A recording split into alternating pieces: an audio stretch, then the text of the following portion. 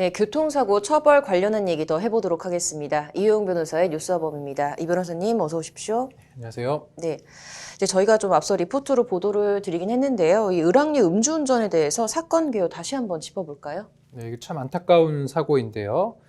지난 9일 오전 이제 자정이 조금 넘은 시간이었어요. 그 중구 을왕동 편도 2차로 도로에서 오토바이를 몰고 네. 이제 치킨 배달을 하다가 이제 33살 모 여성이 운전하던 벤츠 차량에 치여서 네.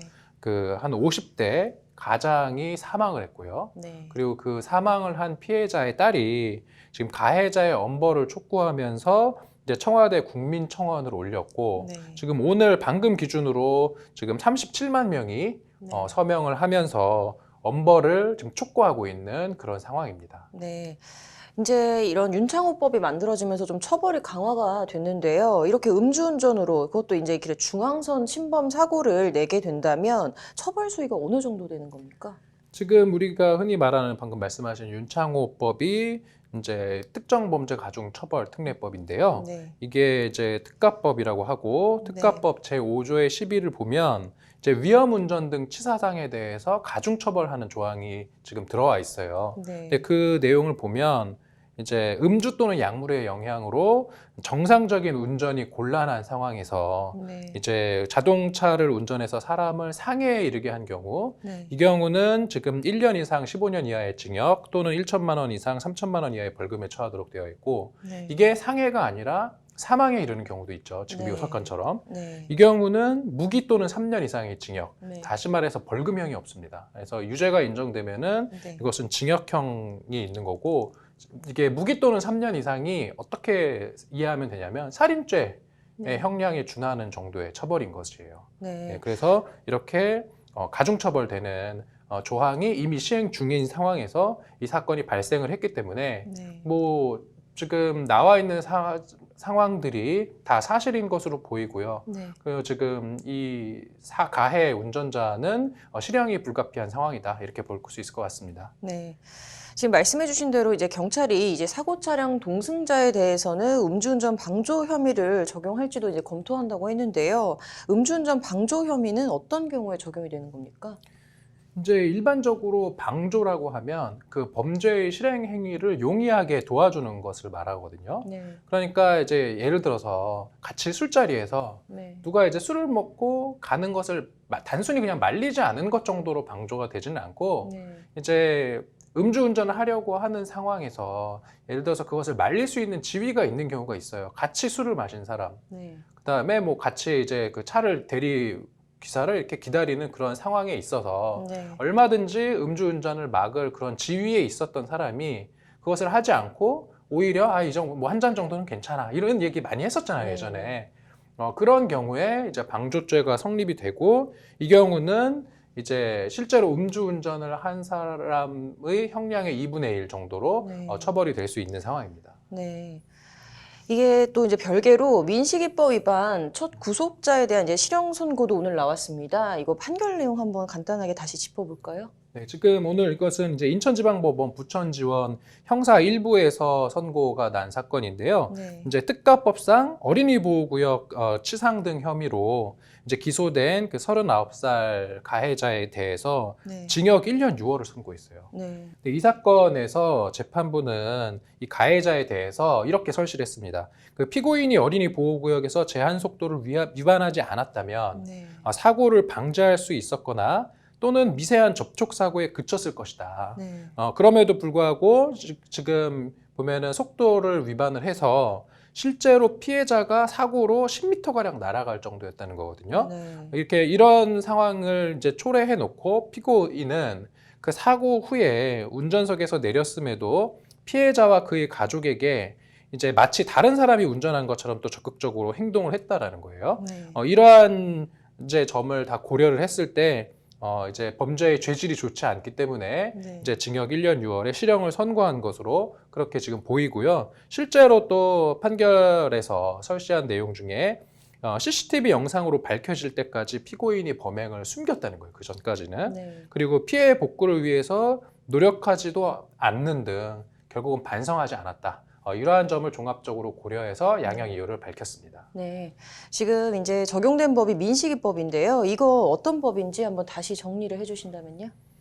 지금 민식이법 같은 경우는 결국은 이제 스쿨존을 강화하고 네. 그래서 스쿨존의 각종 이제 그런 법적인 규제 그다음에 그런 기준들을 네. 이제 도입을 해서 이제 도로교통법 이제 12조 제4항과 5항 같은 경우를 신설을 했어요. 네. 그래서 그 조항이 어떻게 되어 있냐면은 제가 좀 뽑아봤는데 네. 이제 그 지방경찰청장, 경찰서장 또는 시장 등은 그 어린이 보호구역의 도로 중에서 우선적으로 이런 교통 단속용 장비를 설치해야 된다. 네. 그런 장비 같은 거를 설치하도록 되어 있고, 그 다음에 뭐 어린이 보호구역으로 지정한 시설의 그 주출입문 있지 않습니까? 학교 같은 예. 경우 그런 주출입문과 가장 가까운 거리에 있는 간선도로상 횡단보도의 신호기 이런 곳에서는 이제 반드시 그런 안전시설 같은 것들을 갖추도록 그런 시설에 대한 그런 요건을 했고, 네. 그 다음에 속도 제한 및 횡단보도에 관한 안전 표지를 다른 도로에 비해서 훨씬 강화하도록 되어 있고요.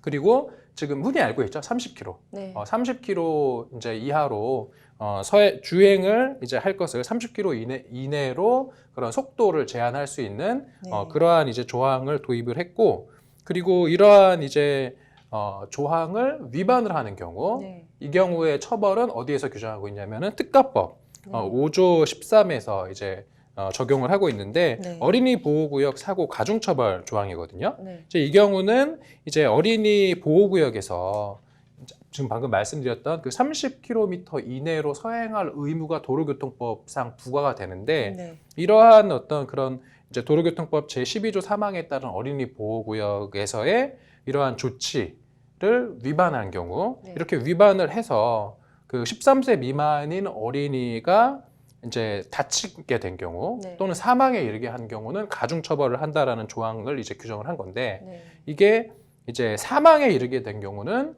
무기 또는 3년 이상. 아까 네. 그 윤창호법의 그 형량과 마찬가지인 것이죠. 네. 그러니까 윤창호법 같은 경우는 음주로 인한 사고의 경우에 무기 또는 3년 이상인데 네. 이제 어린이 보호구역에서는 음주가 아니라 30km를 단순히 초과해서 예를 들어서 네. 40km로 주행하다 아이를 치여서 사망에 이르게 했다. 네. 그러면은 또 사형에 준하는 그러니까 이제 살인에 준하는 그런 범죄로 처벌하는 것이고 상해에 이르게 한 경우에는 1년 이상 15년 이하의 징역 또는 500만 원 이상 3천만 원 이하의 벌금에 처하도록 이렇게 각각 가중처벌 조항을 도입을 한 것입니다. 네.